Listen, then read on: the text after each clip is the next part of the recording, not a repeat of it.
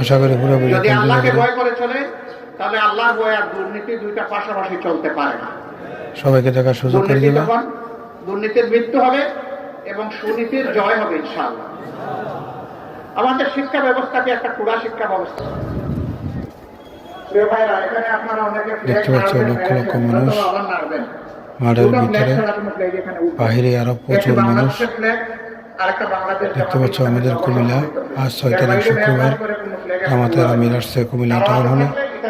এই বন্ধুরা, সব জামাতের কর্মী বিভিন্ন জেলা থেকে বিভিন্ন জায়গা থেকে এসেছে। মহিলাদের জন্য আলাদা প্যান্ডেল করা হয়েছে। আমাদের কুমিল্লা কেন্দ্রীয় ঈদগাহ পুরা মাঠ ভরপুর মহিলা, বিভিন্ন জায়গা থেকে এসেছে জামাতের কর্মী।